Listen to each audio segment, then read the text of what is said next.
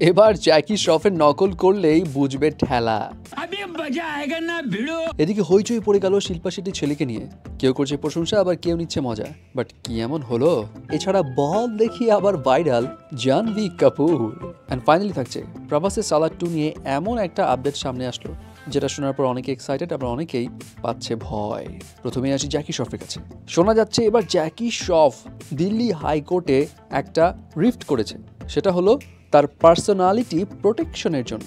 কাহিনীটা কি? কাহিনী হচ্ছে জ্যাকি শ্রফের যদি কেউ ভয়েস, তার পার্সোনালিটি, তার হাঁটা চলা, তার সিগনেচার ডায়লগ, ওই যে ভিডিও, এটা যদি কেউ নকল করে তাহলে সে আইনি জটিলতায় ফাঁসবে। কারণ এই সব কিছু রাইটস এখন আইনিভাবে নিয়ে নিয়েছে জ্যাকি শ্রফ। মানে জ্যাকির পারমিশন ছাড়া এই সমস্ত কিছু কোথাও কেউ ইউজ করতে পারবে না।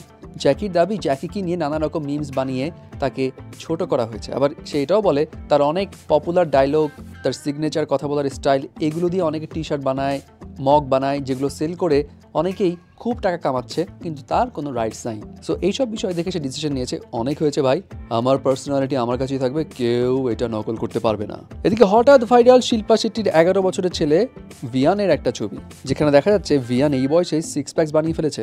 বাহ, ভালো তো। আর এটা নিয়ে হচ্ছে তুমুল আলোচনা। অনেকেই বলছে লাইক মাদার লাইক সান, মায়ের মতোই দেখি ফিটনেস নিয়ে খুব সচেতন। অবশ্য হবে নাই বা কেন, শিল্পা এবং তার ছেলে একসঙ্গে কিন্তু এক্সারসাইজ করে, বিষয়টা ভালো। তবে অনেকেই আবার এটাও ভাবছে এটাতে আবার শরীরের কোনো ক্ষতি হবে না তো। যাই হোক, শিল্পা শেট্টি নিজে যেহেতু ফিটনেস সম্পর্কে অনেক ভালো জানে, সে যা করছে নিশ্চয়ই বুঝে শুনেই করছে। এদিকে নিজের upcoming movie mister and missus মাহির জন্য টানা 2 বছর কঠোর পরিশ্রম করেছে জাহ্নবী কাপুর। ক্রিকেট ট্রেনিং করতে করতে জাহ্নবীর নাকি শোল্ডার পর্যন্ত খুলে গেছে, মানে ডিসলোকেট হয়ে গেছে। काफी इंजरीज भी हुए, मेरे दोनों शोल्डर्स डिसलोकेट हो गए। কিন্তু তারপরেও হাল ছাড়েননি। তিনি বলেন এই মুভি ডিরেক্টর চেয়েছিল জাহ্নবী যাতে পুরোপুরি ক্রিকেটার হয়ে যায়, এবং জাহ্নবী নাকি ওইভাবেই প্রিপারেশন নিয়েছিল। তাই কোনো ভিএফএক্স টিএফএক্স ছাড়াই মুভিতে রিয়েল ক্রিকেট খেলেছেন তিনি। বাহ, ভালো। আর এখন বোধহয় জাহ্নবী ক্রিকেটের পোকা এমনভাবে ঢুকে গেছে, সে সব কিছুতেই ব্যাট বল ঢুকিয়ে ফেলছে। এই যেমন ফিল্মের প্রমোশন শেষে সে একটা শাড়ি পরে হাজির হয়, বাট তার ব্যাগটা ছিল কি শেপের? বল শেপের। এখন এই বল শেপের পার্সে কি রাখা যায়, হু নোজ। জাহ্নবীর উড়ন্ত হামি খাওয়ার খুব শখ, তাই না? ফাইনালি আসি প্রভাসের সালারের কাছে। কঠিন হাইপের পর প্রভাসের সালার 1 কিন্তু হেভি বিজনেস করেছিল, 1000 কোটি রুপির ক্লাবে ঢুকে যায়।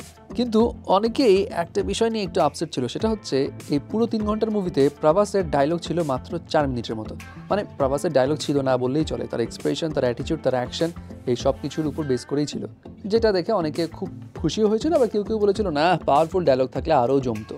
তো এখন বিষয়টা হলো এই সব কিছু মাথায় রেখে গুঞ্জন উঠেছে সালার 2-তে ডিরেক্টর প্রশান্ত নীল ডিসাইড করেছে এখানে প্রভাসের ভালো ভালো ডায়লগ থাকবে এবং অনেক ডায়লগ দেওয়া হবে, যাতে করে কারো কোনো কমতি না থাকে। এখন এটা শুনে সবাই খুব এক্সাইটেড, ইয়েস পাওয়ারফুল ডায়লগ পাবো। আবার কেউ কেউ একটু কনসার্ন এটা ভেবে যে পাওয়ারফুল ডায়লগ থাকবে ঠিক আছে, কিন্তু প্রভাস যদি ডাব দেয় তাহলে তো ধরা। কারণ প্রভাস প্যান ইন্ডিয়ান যেসব মুভিতে নিজে ডাব দিয়েছে সেগুলোই কিন্তু ধরা খেয়েছে, কারণ তার হিন্দি ডাবিং স্টাইলটা অতটা ভালো না। ফর এক্সাম্পল সাহো। সেই জন্য অনেকে বলছে ডায়লগ থাকুক সমস্যা নেই, বাট এখানে হিন্দিতে ডাবিং আর্টিস্ট হিসেবে শরদ কালকার তাকেই রাখা চাই, যে বাহুবলীতে ডাব দিয়েছিল আর কি।